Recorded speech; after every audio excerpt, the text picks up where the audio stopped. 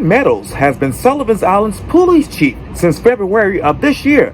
He tells me what he's working on within the police department for this edition of Quintin's Close-Ups. And if you haven't already, subscribe to my YouTube channel and like Quintin's Close-Ups on Facebook.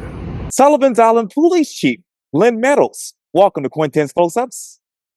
Thank you, sir. I'm honored to be with you today. Oh, I appreciate it greatly. Needless to say, I just mentioned you are the police chief of the town of Sullivan's Island, a place that is very special to me. Good. Happened to work over there many, many times during the pandemic up until 2023, so I love going over there. Of course, you were obviously appointed police chief in February of this year. Yes, sir. As we sit here right now, Chief, tell me what's new, what's now with Sullivan's Island Police Department. Well, what's new and what's now are still the same thing. We're just into my ninth month as chief of police here, and we're still building the department to where we think it needs to be. So, we've made tremendous strides in the last 9 months, tremendous improvements in our service to the community, in the training that our officers are receiving. The team that I work with has come together amazingly over the last 9 months, and I couldn't be more pleased with their commitment to the residents and to the visitors of this island, and to their dedication, their integrity, and their ethics. Oh, yeah, absolutely. So, Chief, tell me, what is the biggest difference about the training and the improvements within the police department over the past 9 months? Well, I spend a lot of money on training when I see it's going to benefit the town, and by that I mean I'm not just sending officers to training just to spend budgetary money. I'm sending them to a specialized training that will improve their knowledge, skills, and abilities, which therefore improves the service that we're able to provide to our community. We have sent officers to specialized investigation schools. I've sent them to interview and interrogation schools.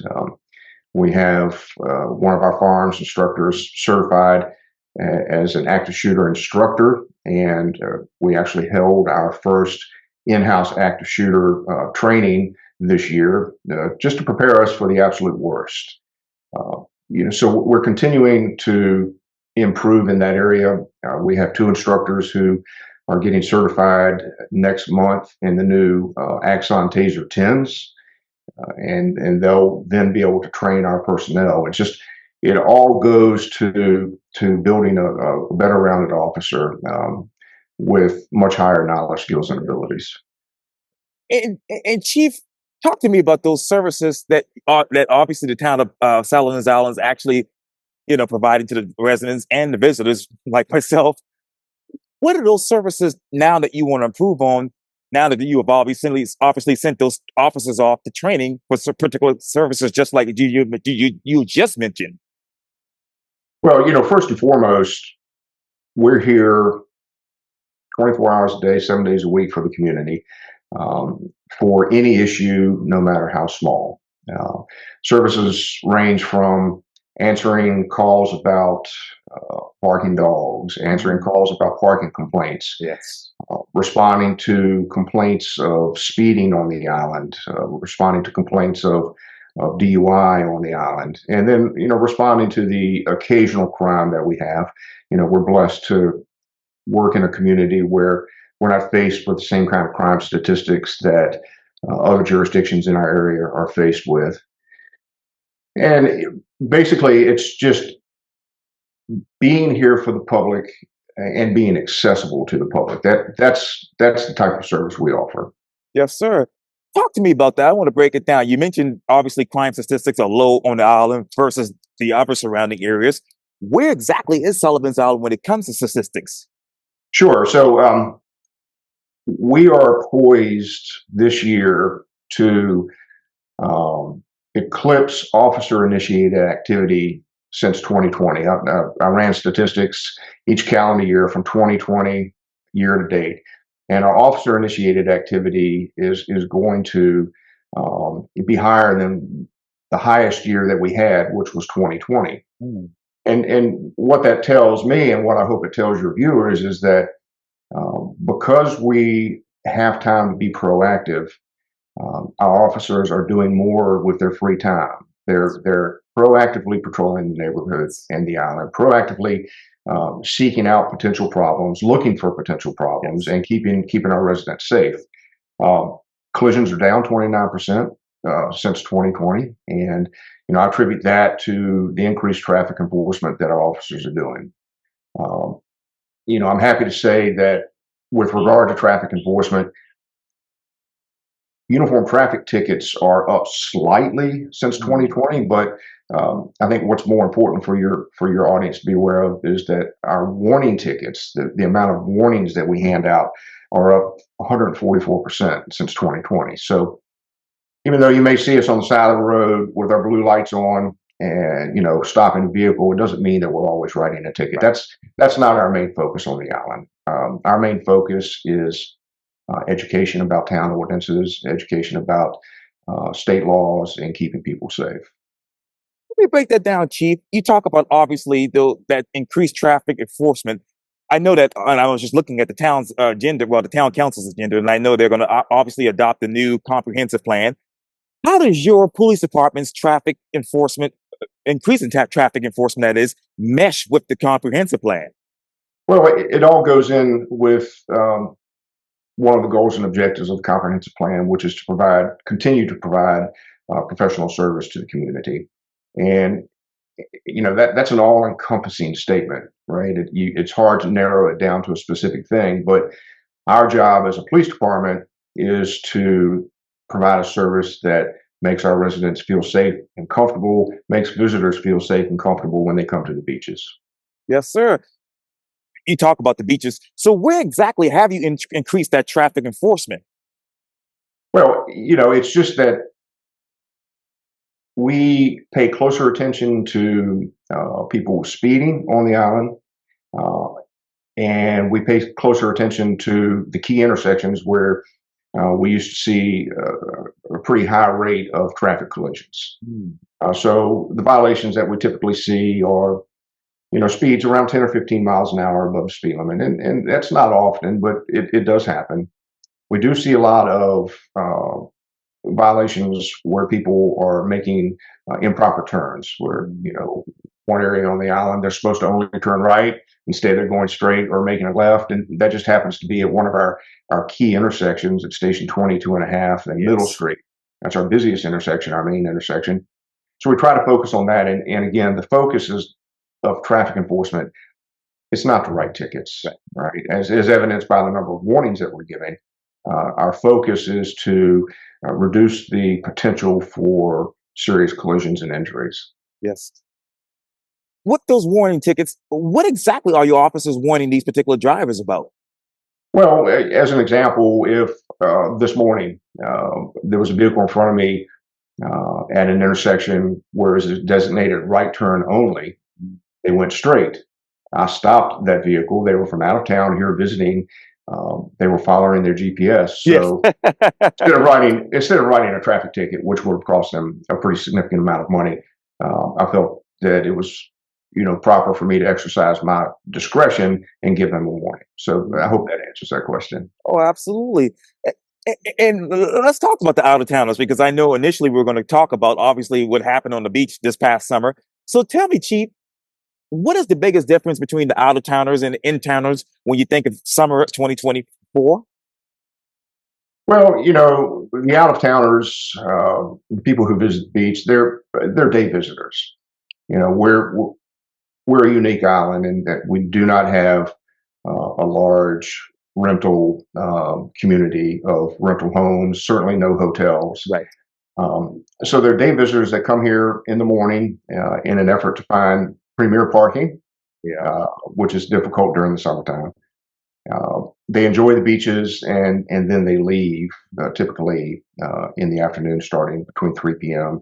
and running until about 6 p.m.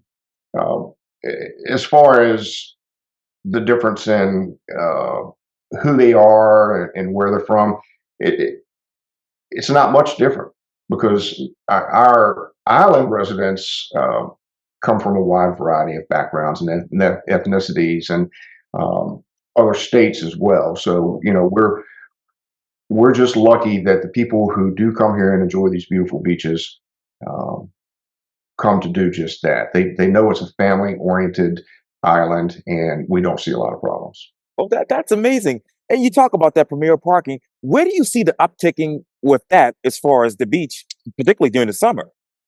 Well, it after uh, a cold winter, when the weather starts getting nicer in March, we start seeing that traffic increase Mm. on the weekends. The big push, obviously, is Memorial Day weekend. That's when it really starts our season, and that season stays busy until the end of Labor Day. Um, it's very busy, and uh, we're also unique in that we do not have any paid parking on the island. Right. So all the parking is free. It's accessible. It does fill up quickly, Yes. very quickly. And when everybody tries to leave the island at 4 p.m. or 4:30, it can cause a little bit of gridlock. But we focus on that, and we have plans in place to mitigate those traffic backups. What exactly is your mitigation plan for those backups? Well, right now we employ off-duty Charleston County sheriff's officers every Saturday and Sunday between March and October to work at our main intersection at Middle Street and Station 22 and a half. And they're there for 5 hours a day during the heaviest travel portion of the afternoon. And their sole purpose is to direct traffic off of the island so that the island clears out. Um, Without it, we could see a backup down Middle Street all the way to Fort Moultrie. And with them in place doing the great job that they do, we're lucky to have such a great partnership with the sheriff's office. They're able to keep traffic moving. We Mm. also work closely with Mount Pleasant Police Department.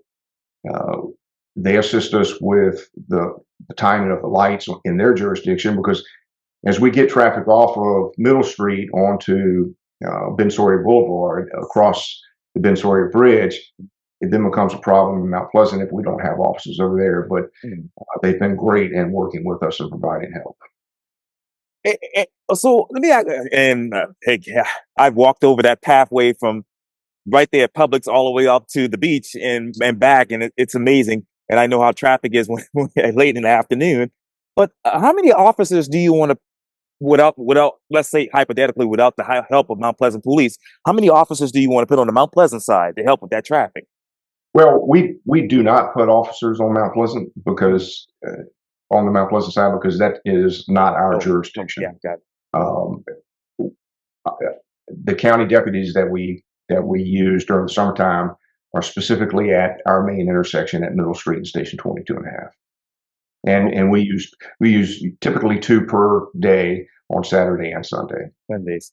And I want to go back early to obviously our conversation, Chief, about the out of towners versus the people who live in town.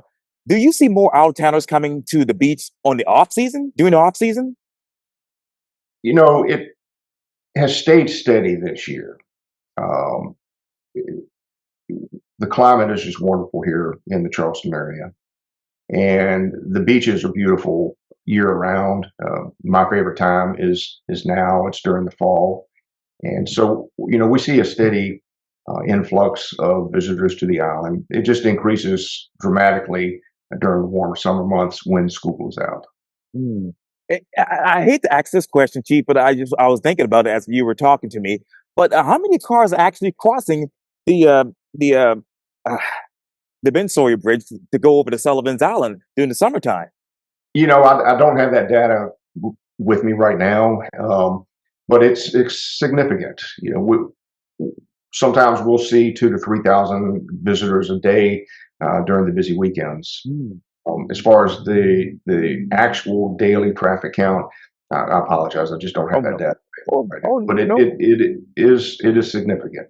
It's significant. And beside, well, where else does traffic go besides going to the beaches when it comes to Sullivan's Island? Well, the beaches are our main draw. We've got a very small business district, although um, there are some wonderful restaurants there. Don't ask me to pick a favorite, please. uh, we have some wonderful shops, boutique Yeah. shops, Oh yeah. and that's a big draw as well. So what we see is that people come to the island, they spend the day at the beach, and then they come to the business district to enjoy a late lunch or an early dinner before leaving. That's amazing. Yeah, Pole's Tavern is one of my favorites over there. They're all good. Yes, yes, oh yeah, Yeah. yeah, and we love supporting those local businesses. So now until obviously 2025, spring of 2025, Chief, where, when it comes to parking and obviously traffic, do you want to obviously, you know, make some changes? Well, I don't see a need to make any changes. I think that our plan um, is working. It Mhm, has worked and it continues to work. mhm. And we're just going to continue to monitor and proactively patrol to reduce any potential problems that might happen. Um, we do employ beach services officers who are civilians, and their main focus year round is on traffic and on patrolling beaches. They assist our officers with that. So we're just going to continue doing what we've found to be successful, since I took over. Yes, sir. And you talk about those civilians. So how many of those civilians are actually beach patrol officers during the busy season? Well, we have one full-time beach services officer, and then during the busy season, we typically employ between 6 or 7 additional part-time beach services officers. Wow. Now, and I know obviously there's so many places to go on Sullivan's Island when you think about all the stations out there. So, where do you see an uptick of, foot patrol? Well, more beach access. All of it, actually. Mm, And that sounds like the easy answer. We do see a lot of visitors going to the area of Station 21, Station 22. That seems to be a popular spot. Another popular spot is down at Station 18 and a half. yeah. And then clearly up at Thompson Park, which is at Breach Inlet. Right. That's another very busy place during past years. And the parking lot at Sunrise Church fills up very quickly there. Right now, obviously, there's some dredging operations going on, and that is impacting how people can enjoy the beach right now. But that should end very soon. Uh, y- I do spend a lot of time here on the weekends with my wife and my daughter, and we enjoy coming to the beach when I'm off. And during the summertime, it doesn't matter where we go; it's crowded. Wow. But I like that, right? That means that the town is doing something right, Sure. and that the police department is doing something right. Absolutely. Absolutely. You mentioned all of those stations, and I know there's all obviously the Maritime Force, and of course we had the issue a couple of months ago about some people illegally cutting down trees on the island. Where do we stand right now with that, Chief? Well, we have not seen any illegal cutting activity in quite some time. Uh, I think the town has done a good job educating the residents about the problems associated with those illegal cuttings. The maritime forest is such an important asset to this island in many ways. As far as past cuttings, it's difficult for me to make any specific comments about that. We do have active investigations into those illegal cuttings, and we take it very seriously. I will say that, and I can say that the town takes it very seriously, and we will vigorously pursue anybody who violates those ordinances. And I know you can't really talk about the Pacifics, but do you know how many investigations there are active right now? I not really can't say at this point. Okay. Hope you Oh, understand. Yeah, yes, sir. Absolutely. Absolutely. Well, Sullivan's Island Police Chief Glenn Meadows, thank you so much for your time. And again, welcome to Quintin's Close Ups. it was my honor. I really enjoyed talking with you today, Mr. Washington. Thank you greatly. I appreciate it.